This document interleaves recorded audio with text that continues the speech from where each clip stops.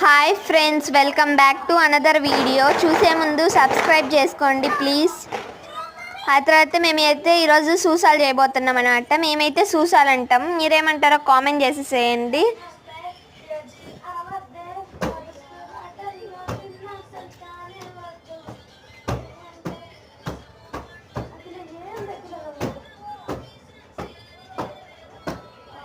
అవేమో బాగా పిండుకోవాలన్నమాట మంచిగా.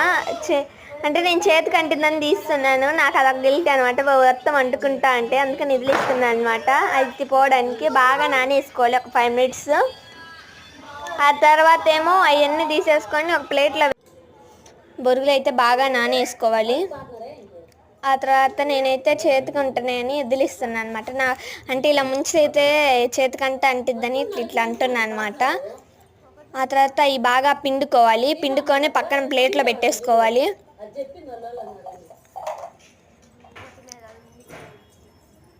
ఆ తర్వాత నిమ్మకాయ, ఉల్లిపాయ, టమోటా, పచ్చిమిరపకాయ అన్నీ తీసేసుకొని నేనైతే టమోటాని అయితే కడగడానికి అయితే తీసుకువెళ్తున్నాను అనమాట. తర్వాత చిన్న చిన్న పీసెస్గా అయితే టమోటాని అయితే కట్ చేసుకోవాలి.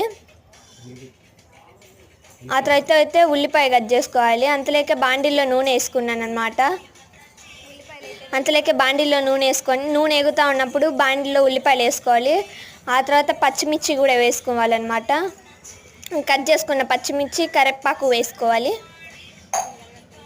ఆ తర్వాత కొద్ది కరివేపాకు కూడా వేసుకోవాలి, కొత్తిమీర, కరివేపాకు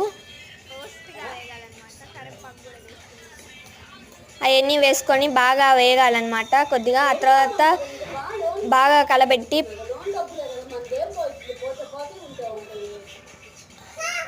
ఆ తర్వాత అయితే పల్లీలు వేసుకోవాలన్నమాట.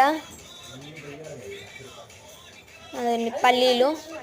మేమైతే పల్లీలు ఎక్కువ తింటాం కాబట్టి ఎక్కువ వేసుకుంటాం అనమాట. మీరు తినకపోతే కొద్దిగా తక్కువ